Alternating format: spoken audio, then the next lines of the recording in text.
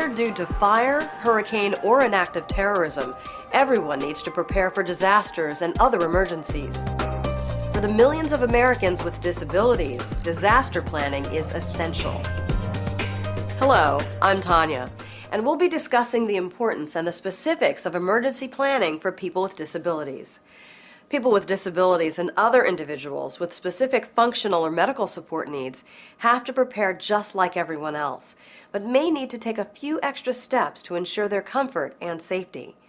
If an evacuation is ordered, knowing what to do ahead of time makes it easier to leave early and safely. To be ready for emergencies, individuals and families need disaster preparedness plans.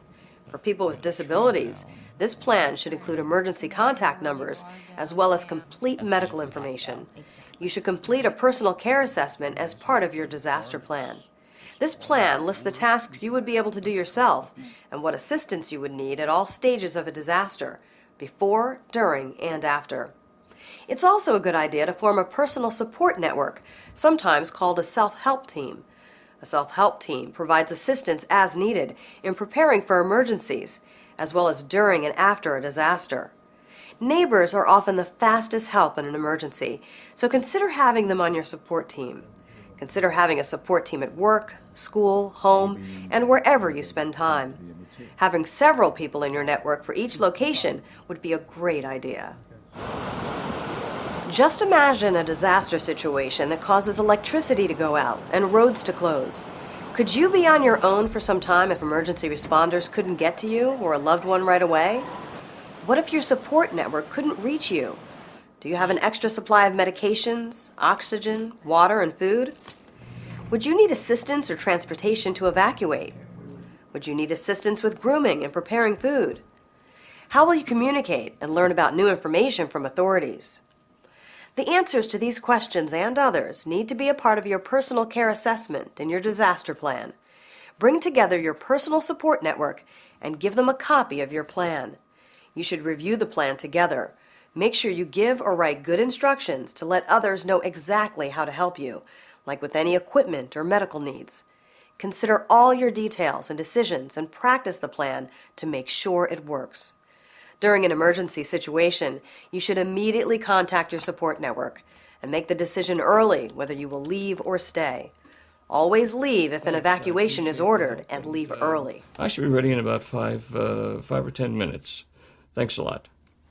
People with disabilities sometimes have additional needs or special things, devices, assistive equipment, and food items or different dietary requirements that they may need to have access to, and they need to prepare for that in advance. So they need to do their personal care assessment and have their plan in writing. Emergency planning, just like Ryan Walsh has done, helps to ensure your safety, comfort, and independence. Ryan has muscular dystrophy and has taken the steps to be prepared. You'll note that he did this with the help of his mom, who is a key member of his personal support network. The first thing that Ryan and I did to prepare for any type of emergency or attack would be to start talking about it. I'm really glad that we have all of this listed now and already packed and ready to go. The things that we absolutely have to help Ryan sustain life would be an ambu bag, which would attach to his trach in case his vent wouldn't work or we didn't have his vent. 3 really important things that I really need to have are the new trach, definitely, a 7-day worth of meds that I take, and my suction. So they need to try to think, if something really bad happened, what would they be able to do for themselves with their abilities and the limitations, but be realistic with that. Do they need a personal care assistant for the day-to-day living things, for bathing and eating and changing clothes? Do they need additional battery backup? Do you have a service animal that you use? Does that animal have the food and water that it may also need? Do they use evacuation devices, stair chairs, for instance? Part of disaster planning is to organize a network of people who you can rely on when disaster strikes. Your personal support network should include the people closest to you, people who you select and that you trust. They could include relatives, coworkers, classmates, roommates, neighbors, or people who visit your home and are part of your usual routine and life. You don't have a personal preparedness plan without a support network. Being blind, I know that I could be particularly vulnerable in an emergency. The most important person on my support team is my wife. My wife and I, we're always concerned to make sure that we've got an evacuation route, that we've got supplies. Anyone can be on your personal support network. It could be your friends, your family, your neighbors, your doctors. Your personal support network can be your coworkers. It could be your boss. Having a support team makes you more secure in yourself. I have a support team at home, but it's critical that we have one at work. The people on Ryan's support team are my mom, which is his grandmother, Lydia, which is his nurse, My next door neighbor, April, and my two best friends. Ryan's going away to college, which is 3 hours away, and it's really important that he has an emergency plan for evacuation and a support team while he's there.